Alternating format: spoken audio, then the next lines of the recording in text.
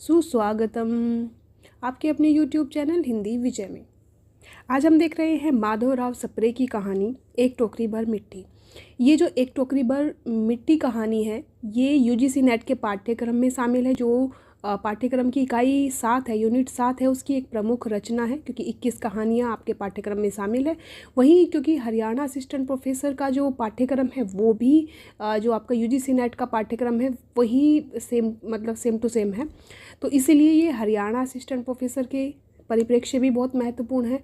बाकी आपका टीजीटी हो, पीजीटी हो, आपका एचटेट हो, यूपी टेट हो या DSSS हो, एलटी हो, जीआईसी हो, यानी कि हिंदी की जितनी भी परीक्षाएं हैं और जहां पर भी एक टोकरी भर मिट्टी कहानी का लिए प्रश्न पूछा जाता है या प्रथम कहानी के लिए प्रश्न पूछा जाता है तो इसमें से आपके वो प्रश्न कवर हो जाएंगे। अच्छा, इसमें हमने क्या दिया है, आपके जो ये क्लास है इस क्लास में आपको देखने को मिलेंगे महत्वपूर्ण प्रश्न, यानी कि ये जो कहानी है इसमें से लगभग मैंने 55 प्रश्न बनाकर तैयार किए हैं।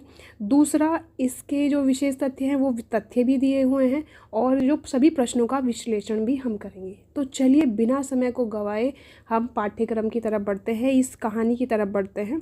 तो हम देख रहे हैं यूनिट 7 की ये कहानी एक टोकरी भर मिट्टी।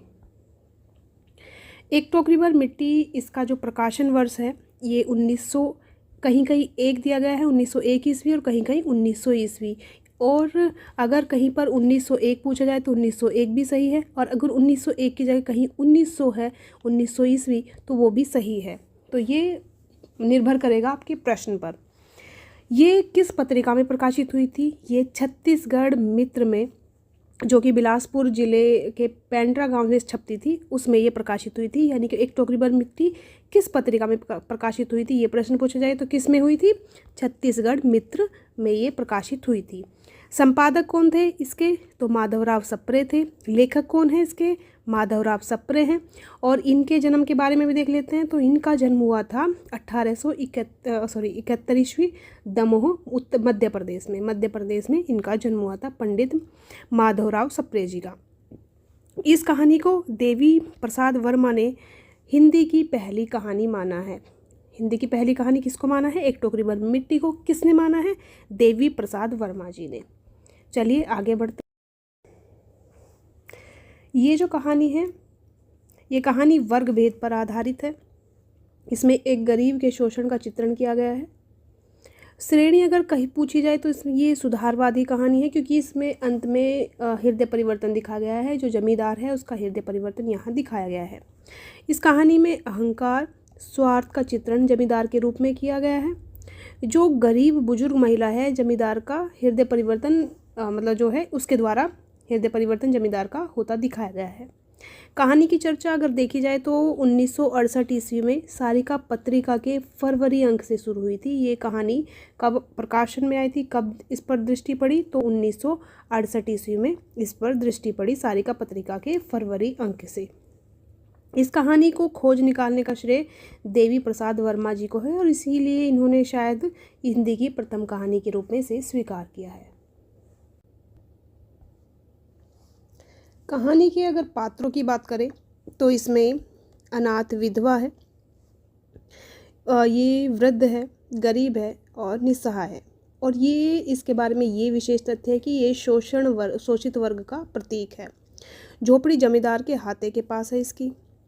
दूसरा पात्र है जमींदार, और जमींदार जो है धनवान और घमंडी है, और अंत में इसका हृदय परिवर्तन हो जाता है और ये शोषक वर्ग का प्रतीक है। तो ये बात, दो प्रश्न यहाँ पर बहुत ज़्यादा महत्वपूर्ण है कि अनाथ विधवा यानी कि जो विधवा है, बूढ़ी औरत है, वो किसका प्रतीक है? वो शोषित वर्ग का प्रतीक है। और शोषक वर्ग का प्रतीक कौन है? जमींदार। और देखा जाए तो ये दो पात्र ही यहाँ पर महत्वपूर्ण है। बाकी विधवा की पोती है, इसकी अवस्था 5 वर्ष बताई गई है और ये कहानी के विकास में सहायक है। ये कहीं देखने को नहीं मिली है, लेकिन हाँ इसका जो है वो कहानी के विकास में सहायक है ये पात्र।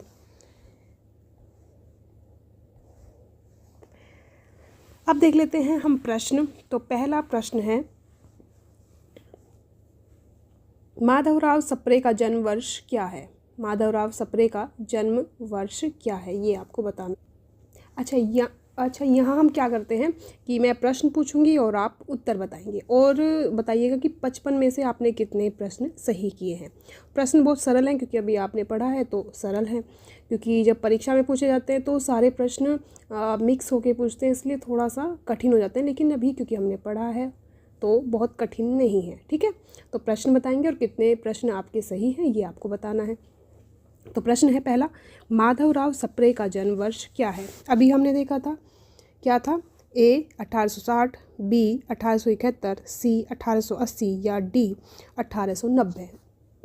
तो हमने देखा था माधवराव सप्रे का जन्म 19 जून 1871 में दमोह एमपी में हुआ था। ठीक है, ये याद रखिएगा।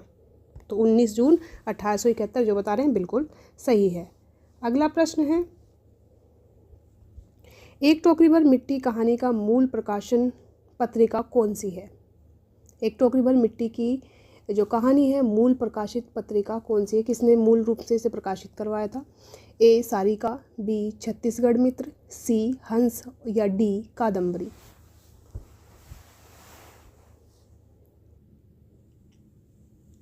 बताइए कौन सा उत्तर सही है। तो ये जो कहानी है एक टोकरी भर मिट्टी, ये कहानी छत्तीसगढ़ मित्र पत्रिका से ये प्रकाशित हुई थी, और ये जो पत्रिका है ये विलासपुर से प्रकाशित होती थी। ठीक है, अगला प्रश्न है क्या है कहानी में विधवा की झोपड़ी का स्थान क्या है। कहानी में विधवा की झोपड़ी का स्थान क्या है। ए जमींदार के महल से दूर, या फिर बी जमींदार के महल के पास, या सी गांव के बीच, या फिर डी नदी किनारे। जो विधवा है उसकी झोपड़ी का स्थान क्या है।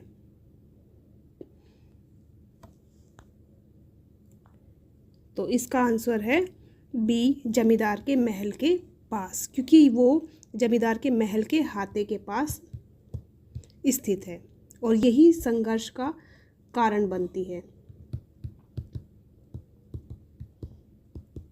संघर्ष का कारण भी यही बात है क्योंकि उसकी झोपड़ी जमींदार के हाथे के पास होती है। अगला प्रश्न है,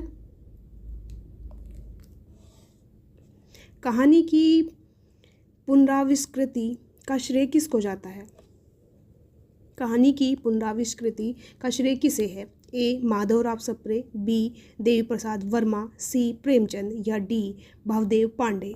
किसको है इस कहानी का पुनराविष्कृति। तो ये श्रेय है देवी प्रसाद वर्मा जी को, क्योंकि इन्होंने ही 1968 में सारिका जो पत्रिका थी, सारिका पत्रिका के फरवरी अंक से इसकी चर्चा शुरू कर दी थी। अगला प्रश्न है, कहानी में विधवा का एकमात्र सहारा कौन है। कहानी में विधवा का एकमात्र सहारा कौन है। ए पुत्र, बी पतोहू, सी पोती या डी नौकर। कौन है जो कहानी में विधवा उस महिला का, उस औरत का सहारा है। तो उसकी सहारा है उसकी पोती जो कि 5 वर्ष की है, और इसकी विधवा की वृद्धावस्था में वही उसका एकमात्र सहारा है। तो सी पोती एकदम सही है। अगला प्रश्न है, जमींदार द्वारा झोपड़ी हटाने का तरीका क्या था। जमींदार द्वारा झोपड़ी हटाने का तरीका क्या था। ए सीधे खरीदना, बी अदालत से कब्जा करना, या फिर सी विधवा को धमकाना, या फिर डी मजदूरों से तोड़वाना। तो कौन सा सही है। जमींदार द्वारा झोपड़ी हटाने का तरीका क्या था। तो इसने क्या किया था, जमींदार ने अदालत से कब्जा करवाया था, और इसने वकीलों की सहायता मदद ली थी, वकीलों की मदद से झोपड़ी पर इसने कब्जा कर लिया था। तो भी एकदम सही है। अगला प्रश्न है, विधवा की पोती ने झोपड़ी छूटने के बाद क्या किया था। ए जमींदार के पास चली गई, बी खाना पीना छोड़ दिया, सी गांव छोड़ दिया, या डी खेलना बंद कर दिया। क्या कर दिया था विधवा की पोती ने एक टोकरी भर मिट्टी कहानी के अनुसार। तो विधवा की पोती ने जो क्या है, उसने खाना पीना छोड़ दिया था और उसने क्या कहने लगी थी कि मैं तो मतलब खाना तभी खाऊंगी, मैं तो रोटी तभी खाऊंगी जब अपने घर पर चलूँगी और वहाँ पर जाकर, मतलब तब तक वो भूख हड़ताल पर हो जाती है, ऐसा ही कुछ वो बोलती है कि मैं अपने घर चलूँगी, वहीं पे खाऊंगी। अगला प्रश्न है, विधवा मिट्टी क्यों लेने जाती है? बेचने के लिए, चूल्हा बनाने के लिए, घर साफ करने के लिए, उपहार के रूप में। तो विधवा मिट्टी लेने क्यों जाती है? तो विधवा मिट्टी लेने जाती है चूल्हा बनाने के लिए, क्योंकि वो सोचती है कि इस झोपड़ी की मिट्टी से चूल्हा बनाकर अगर रोटी बनाऊंगी मैं, तो मेरी जो पोती है वो खाना खाने लग जाएगी। तो उसने यही तरीका निकाला था कहानी के अनुसार। अगला प्रश्न है, जमींदार टोकरी उठाने में क्यों असफल होते हैं? क्योंकि वह कमज़ोर है, या फिर वह टोकरी बहुत भारी है, या विधवा रोकती है, या नौकर मदद नहीं करते हैं। कौन सा है इस कहानी के अनुसार, ये आपको बताना है। तो इस कहानी के अनुसार जो है, उसे टोकरी बहुत भारी लगती है और ये जो टोकरी है जमींदार की शक्ति से बाहर साबित होती है कि ये मतलब उससे उठ नहीं पाते हैं। ठीक है, तो चलिए अगले प्रश्न की तरफ बढ़ते हैं। अगला प्रश्न है, विधवा का अंतिम संवाद क्या है? ए, झोपड़ी मांगना, बी, हजारों टोकरियों का भार उठाने की बात कहना, या सी, क्षमा मांगना, या फिर डी, पैसे मांगना। कौन सा जो है विधवा का अंतिम संवाद होता है? तो इसमें होता है कि हजारों टोकरियों का भार उठाने वाली बात उसने कहा था कि विधवा कहती है कि अगर आपसे एक छोटी सी टोकरी नहीं उठ रही तो इस झोपड़ी में कितनी हजार टोकरियां मिट्टी होंगी, तो उनका भार आप क्यों कर उठा सकेंगे, ऐसा कुछ कथन उन्होंने कहा था। अगला प्रश्न है, कहानी का केंद्रीय संदेश क्या है?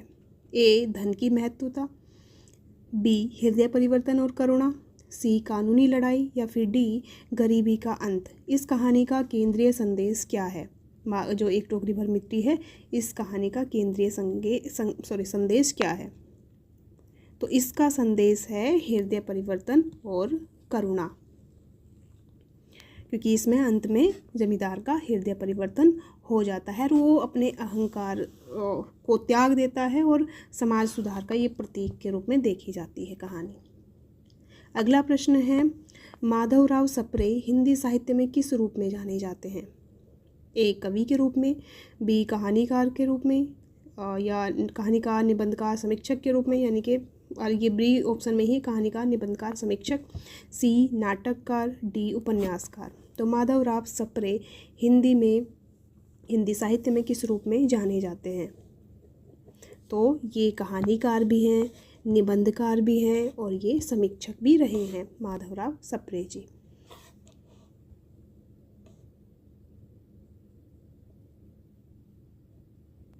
और मेन रूप से ये, क्योंकि कहानी इसमें दिया गया, तो ये महत्वपूर्ण कहानीकार उस समय के रहे हैं यानी कि कहानीकार महत्वपूर्ण आरंभिक कहानीकार के रूप में देखा जाता है। अगला प्रश्न है, कहानी का कथानक कैसा है?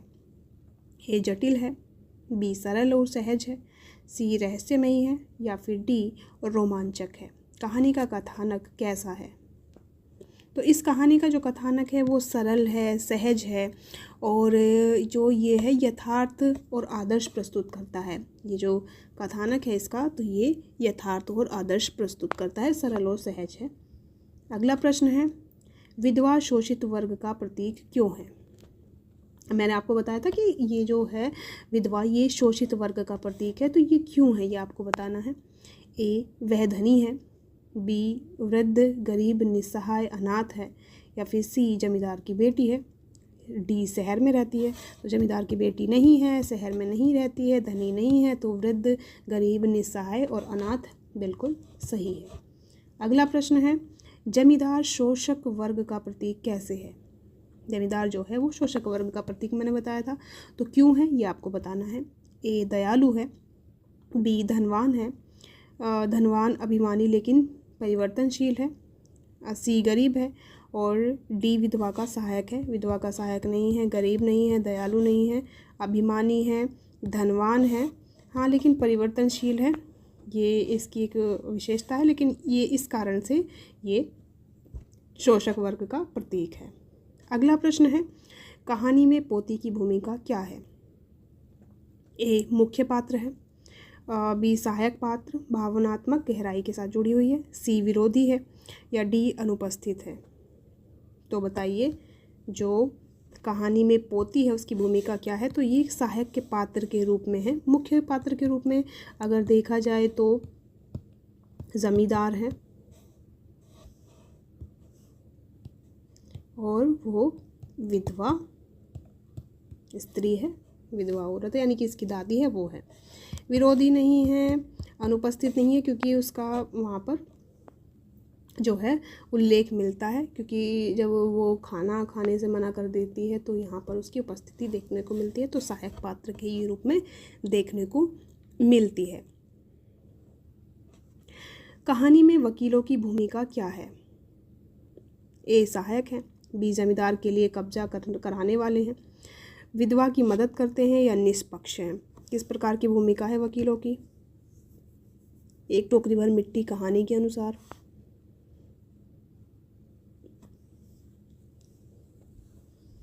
तो ये जो हैं वकील जो हैं जमींदार के लिए कब्जा कराने में ये सहयोग करते हैं, विधवा की मदद तो बिल्कुल नहीं करते हैं। तो ये जमींदार के लिए कब्जा कराने वाले हैं। हाँ, इसमें कहीं पर सहायक भी दे सकते हैं, लेकिन क्योंकि ये बात विशेष है इसलिए इसको हम यहाँ पर सही मानेंगे। ठीक है, इस प्रकार से प्रश्नों का हमें ऑप्शन देखना पड़ता है कि कौन सा सही होता है। ठीक है, निष्पक्ष नहीं थे तो ये दोनों खत्म हो गए। ये हो सकता है, ये तो है ही, क्योंकि जमींदार के लिए कब्जा कराने वाले वही हैं, क्योंकि ये ज़्यादा महत्वपूर्ण है इसलिए हम इसको गलत मान लेते हैं। ठीक है, अगला प्रश्न है, कहानी का अंतिम परिणाम क्या है? जमींदार जीतता है, झोपड़ी विधवा को लौटाई जाती है, या विधवा मर जाती है, या फिर अदालत फैसला सुनाती है। कहानी का अंतिम परिणाम क्या निकलता है? तो जो है झोपड़ी विधवा को लौटा दी जाती है। जो जमींदार है वो क्षमा मांग कर झोपड़ी को वापस लौटा देता है विधवा को। अगला प्रश्न है, कहानी सामाजिक अन्याय पर कैसे प्रकाश डालती है? एक टोकरी भर मिट्टी कहानी सामाजिक अन्याय पर कैसे प्रकाश डालती है? ए जमींदार की दया से, बी विधवा की प्रार्थना से, सी कानूनी प्रक्रिया से, या फिर डी पोती के खेल से। तो सामाजिक अन्याय पर कैसे प्रकाश डालती है? तो डालती है विधवा की प्रार्थना से, क्योंकि विधवा के जो प्रार्थना है, जो वो बोलती है, जो अन्याय वाले वचन बोलते हैं कि वो क्यों अन्याय कर रहे हो मेरे ऊपर जमींदार से, तो वही इसकी जो प्रार्थना है कि मेरी झोपड़ी मतलब मैं नहीं जाऊंगी। तो इस प्रकार का जो इनकी जो बातें हैं तो वही अन्याय पर प्रकाश डालती हैं। अगला प्रश्न है, माधवराव सप्रे का जन्म स्थान क्या है? देख चुके हैं हम, तीसरी बार ये फिर से आ रहा है। ए बिलासपुर, बी दमोह मध्य प्रदेश, सी दिल्ली, या डी लखनऊ। तो कहाँ पर हुआ था? दमोह मध्य प्रदेश में इनका जन्म हुआ था, और ये जो स्थान था वो पथरिया था, मतलब इनका गाँव था पथरिया था। अगला प्रश्न है, कहानी की लंबाई कैसी है, यानी कि वो कितनी बड़ी है, छोटी है बड़ी है, वो बताना है। ए लंबी है, बी संक्षिप्त लेकिन सारगर्भित है, सी काव्य रूप है, डी नाटकीय है। तो किस प्रकार की है ये आपको बताना है। तो कहानी जो है वो संक्षेप में है लेकिन सारगर्भित ये कहानी है, एक टोकरी भर मिट्टी। अगला प्रश्न है, विधवा की भावनाएं झोपड़ी से क्यों जुड़ी है? ए क्योंकि झोपड़ी नई है, बी पारिवारिक स्मृतियाँ उसमें हैं, सी धन के लिए जुड़ी हुई है, या फिर डी सजाने के लिए। विधवा की भावनाएं झोपड़ी से क्यों जुड़ी है? तो विधवा की भावनाएं झोपड़ी से इसलिए जुड़ी हैं क्योंकि पारिवारिक स्मृतियाँ उसमें जुड़ी हुई हैं, क्योंकि उसका जो पति था, उसका जो पुत्र था, उसकी जो पुत्रवधू थी, तो उन सब की मृत्यु यहीं पर हुई थी मृत्यु हुई थी, और यहाँ ये हमेशा से रहती है, इसलिए इसकी यहाँ पर स्मृतियाँ जुड़ी हुई हैं, तो इसलिए ये झोपड़ी उसको बहुत प्रिय है। अगला प्रश्न है, जमींदार का प्रारंभिक स्वभाव क्या है? क्या वो दयालु था, या वो धन मद से अंधा है, या फिर सी सहयोगी है, या डी उदासीन है। जमींदार का प्रारंभिक स्वभाव क्या है? तो जमींदार का प्रारंभिक स्वभाव जो है वो सहयोगी नहीं है, उदासीन नहीं है, दयालु नहीं है, धन मद से अंधा ये जमींदार रहता है एक टोकरी भर मिट्टी कहानी में। अगला प्रश्न है, एक टोकरी भर मिट्टी कहानी में नौकरों की भूमिका क्या है? वो मुख्य पात्र के रूप में है, विधवा को हटाने वाले हैं, या सहायक पात्र के रूप में है, या अनुपस्थित है। नौकरों की भूमिका क्या है जो एक टोकरी भर मिट्टी कहानी है उसमें? तो इसमें विधवा को हटाने में वो भी सहायता करते हैं, क्योंकि नौकरों से ही जमींदार विधवा को हटाने के लिए कहता है। अगला प्रश्न है, विधवा का अंतिम कार्य क्या है? ए लड़ाई, बी टोकरी भरना और संवाद करना, या फिर सी भागना, या फिर डी शिकायत करना। वो भागती नहीं है, वो लड़ाई नहीं करती क्योंकि लड़ाई कर भी नहीं सकती, और शिकायत हो सकता है, लेकिन यहाँ पर टोकरी भरना और संवाद करना ये महत्वपूर्ण है, इसलिए ये सही हो जाएगा, क्योंकि वो जमींदार से संवाद करती है और बोलती है कि मिट्टी भरकर उपदेश देती है कि मैं, अगर आप एक टोकरी भर मिट्टी नहीं उठा पा रहे हैं तो यहाँ पर इतनी हजारों टोकरी भर मिट्टी है, तो यही यहाँ पर देखने को मिलता है। अगला जो प्रश्न है वो है, कहानी का साहित्यिक महत्व क्या है?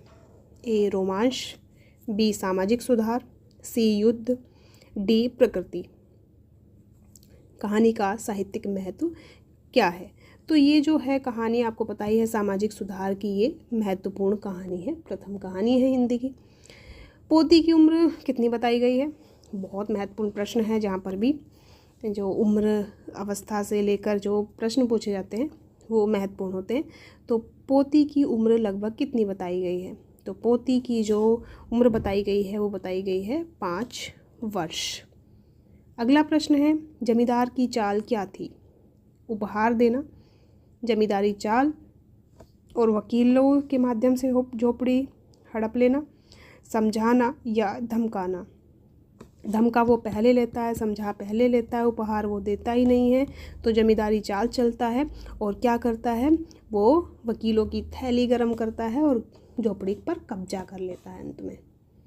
अगला प्रश्न है, कहानी में करुणा का प्रतीक कौन है? कहानी में करुणा का प्रतीक कौन है? जमींदार है, विधवा है, वकील है, या फिर महल है?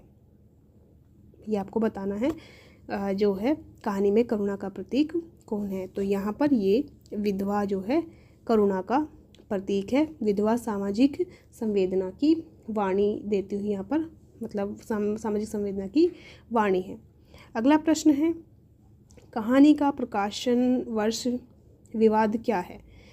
कि वो, अच्छा देखो इसमें ये 1900 या 1901 ये तो है ही, तो सीधा यही है। प्रकाशन का विवाद क्या है? कहीं पर 1900 ईस्वी माना जाता है और कहीं पर 1901 ईस्वी माना जाता है। तो ठीक है, तो दोनों ही सही मानेंगे। जहाँ पर भी 1900 ईस्वी पूछा जाएगा वो भी सही है, 1901 पूछा जाएगा वो भी सही है। अगला प्रश्न है, विधवा झोपड़ी में क्या महसूस करती है? ए खुशी, बी पुरानी स्मृतियाँ और आंसू, सी क्रोध, या डी भय। विधवा झोपड़ी में क्या महसूस करती है? तो विधवा झोपड़ी में पुरानी स्मृतियाँ उसे हो आती है और उसको आंसू आते हैं, तो ये बिल्कुल सही है, बी। अगला प्रश्न है, जमींदार का परिवर्तन कैसे होता है? जमींदार का परिवर्तन या हृदय परिवर्तन कैसे होता है ये आपको बताना है। तो ए स्वयं से, बी विधवा के वचनों से, सी अदालत से, या डी नौकर से। तो जमींदार का हृदय परिवर्तन होता है विधवा के वचनों से, क्योंकि उसके जो उपदेशपूर्ण वचन है उसकी आँख खोल देते हैं कि आप हजारों टोकरी भर मिट्टी क्यों कर उठा सकेंगे। अगला प्रश्न है, कहानी यानी कि एक टोकरी भर मिट्टी कहानी अमीरी गरीबी के वैमनस्य पर आधारित है, ये बताना है या नहीं है?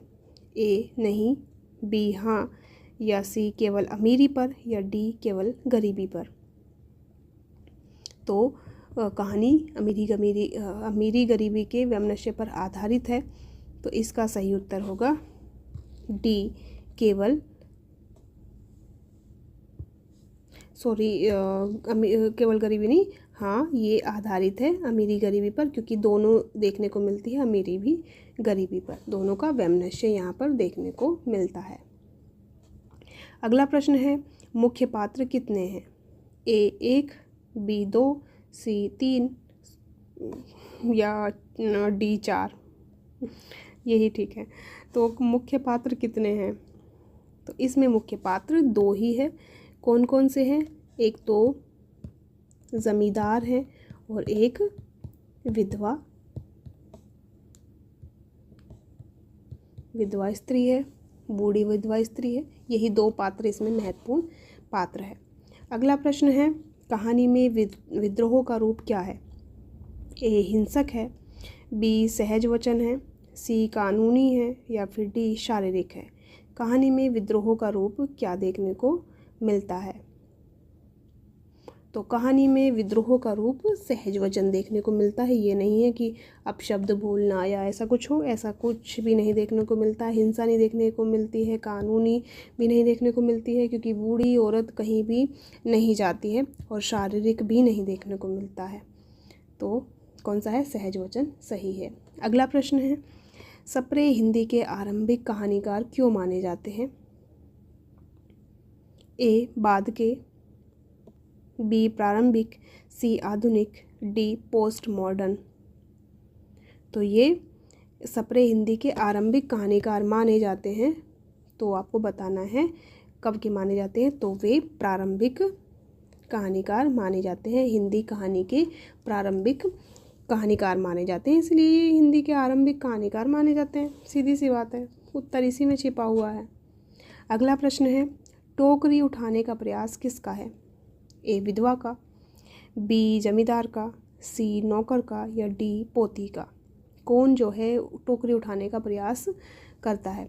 तो टोकरी उठाने का प्रयास करता है जमींदार, क्योंकि वो सोचता है कि किसी को क्या बुलाना, खुद ही उठाने की कोशिश करता है और वो असफल हो जाता है। ये भी पूछा जा सकता है कि क्या जमींदार टोकरी उठाने में सफल हुआ या नहीं हुआ, ये भी प्रश्न पूछा जा सकता है। आप यूजीसी नेट का लेवल देखते ही हैं कि कुछ भी प्रश्न पूछा जा सकता है, कितना भी डीपली प्रश्न पूछा जाता है। अगला प्रश्न है, कहानी का संकलन किस पुस्तक में हुआ है? ए हंस, बी हिंदी कहानी का पहला दशक, सी सारिका या डी कादम्बरी। तो किस में ये कहानी जो है एक टोकरी भर मिट्टी कहानी, इसका संकलन किस पुस्तक में हुआ है?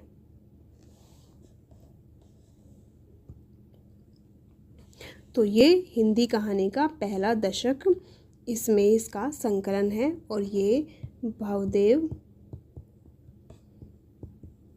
पांडे द्वारा संपादित है।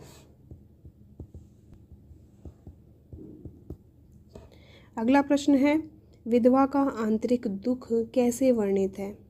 ए संभाल कर, बी फूट फूट कर रोना, सी चिल्लाना या डी हंसना। विधवा का आंतरिक दुख कैसे दिखता है यहाँ पर? तो इसमें का जो सही उत्तर होगा वो है फूट फूट रोना, क्योंकि वो स्मृतियों में मतलब याद कर कर के वो रोती रहती है। अगला प्रश्न है, कहानी का थीम सामाजिक संवेदना है? तो ये बताना है या नहीं है। कहानी का थीम सामाजिक संवेदना है। ए नहीं, बी हाँ या फिर सी केवल व्यक्तिगत या फिर डी राजनीतिक। तो हाँ, ये जो कहानी है ये सामाजिक संवेदना से संबंधित है, क्योंकि इसमें ये अनाथ विधवा, इसकी संवेदना की ये जो है वाणी है। अगला प्रश्न है, जमींदार का महल कैसा है? ए छोटा है, बी भव्य है, सी टूटा हुआ है या डी नया है। तो जमींदार का महल कैसा है? तो जमींदार का महल भव्य है, लेकिन उसके मन में लालच है और जो उसका महल का हाथा बढ़ाने की इच्छा होती है और वो सोचते हैं कि मैं विधवा की झोपड़ी भी इसमें ले लेता हूँ। अगला प्रश्न है, पतोहू की मृत्यु के बाद क्या मतलब होता है? ए कौन बच जाता है? ए पुत्र बचता है, बी पोती बची है, सी कोई नहीं या विधवा अकेली बचती है। पुतोहू की मृत्यु के बाद जो बूढ़ी औरत है, विधवा औरत है, उसके पास कौन बचता है? तो उसके पास सिर्फ उसकी पोती बचती है।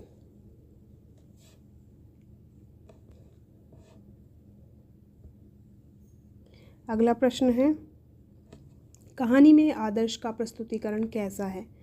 ए जटिल है, बी सहजता से है, सी अनुपस्थित है या डी नकारात्मक है। कहानी में आदर्श का प्रस्तुतिकरण कैसे है?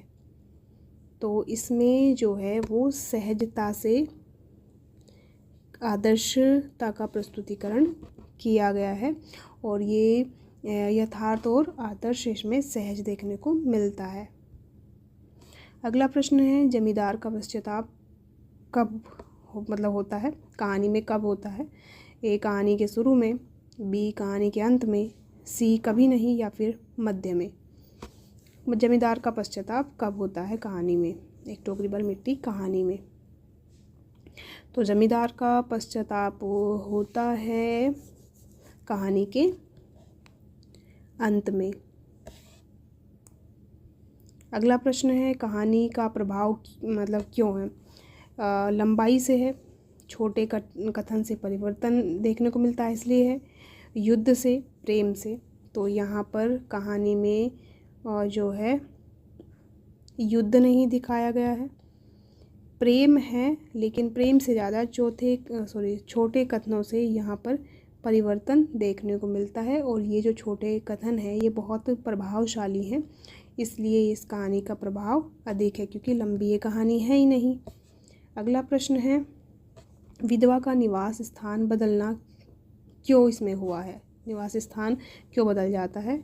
ए इच्छा से, बी कब्जे के बाद पास पड़ोस में, या फिर सी धन से, या फिर डी सहायता से। तो विधवा का निवास स्थान बदलना क्यों इसमें दिखा है? तो ये दिखा है जब कब्जे के बाद ये जमींदार इसकी झोपड़ी हड़प लेता है तो उसके बाद ये आस पड़ोस में ही रहने लग जाती है। अगला प्रश्न है, कहानी में मानवीयता का पुनरुद्धार किससे है? ए धन से, बी करुणा से, सी कानून से, या फिर डी शक्ति से। तो कहानी में मानवीयता का पुनरुद्धार किससे है? तो कहानी में मानवता का पुनरुद्धार करुणा से ही है, ये इसमें दिखाया गया है। अगला प्रश्न है, टोकरी का प्रतीक क्या है? टोकरी जो है वो किस चीज़ का प्रतीक है? ए धन का, बी भार और नैतिकता का, सी भोजन का, या फिर डी घर का। तो टोकरी जो है प्रतीक है वो भार का है, वो नैतिकता का है कि ये आप नैतिकता का भार नहीं उठा पा रहे हैं, ये भार नहीं उठा पा रहे हैं, तो यहाँ पर ये देखने को मिलता है। अगला प्रश्न है, कहानी का प्रकाशन संस्करण कब? ए 1901 ईस्वी, बी 2006, सी 1968 या डी 1871। तो ये जो है कहानी का प्रकाशन संस्करण कब का है? तो ये हिंदी कहानी का पहला दशक 2006 संस्करण में जो है 50 कहानियों की चर्चा से ये शुरू हुआ था और ये जो है रे माधव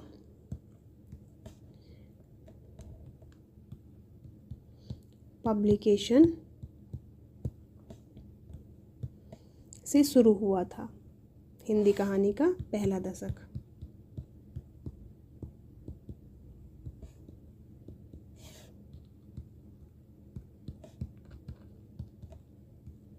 और इसके जो है ठीक। अच्छा, अगला प्रश्न है, कहानी की चर्चा कब से शुरू हुई?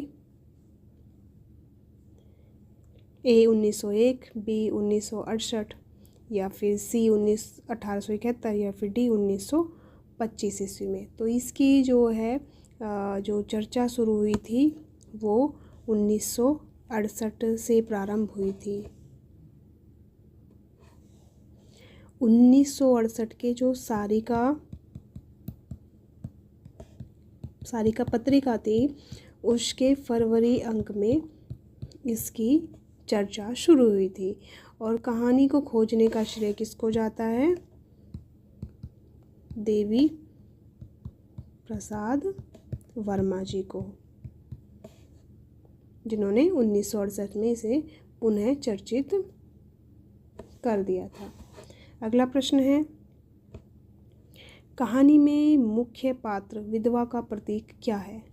कहानी में जो मुख्य पात्र है विधवा, ये क्या प्रतीक है? शोषक वर्ग का प्रतीक है, शोषित वर्ग का प्रतीक है, धनी जमींदार का प्रतीक है, या सहायक पोती? तो जमींदार का प्रतीक नहीं है, सहायक पोती का प्रतीक नहीं है, तो ये किसका है? तो ये है शोषित वर्ग का प्रतीक, क्योंकि ये वृद्ध है, विधवा है, गरीब है, निस्सहाय अनाथ है, और ये जो है इसकी जो झोपड़ी है वो जमींदार हड़पने की कोशिश करता है। अगला प्रश्न है, कहानी में जमींदार का चरित्र कैसा है? ये गरीब है और दयालु है? बिल्कुल नहीं है। धनवान, अभिमानी, लेकिन अंत में हृदय परिवर्तन? हाँ, धनवान और अभिमानी है। विधवा का पुत्र नहीं है और ये भी नहीं है, तो ये बिल्कुल सही है। अच्छा, ये प्रश्न 2 बार आ गया। अगला प्रश्न है, कहानी में अन्य पात्रों में से कौन शामिल नहीं है? ए पति, बी पुत्र, सी पतोहू, या डी डॉक्टर?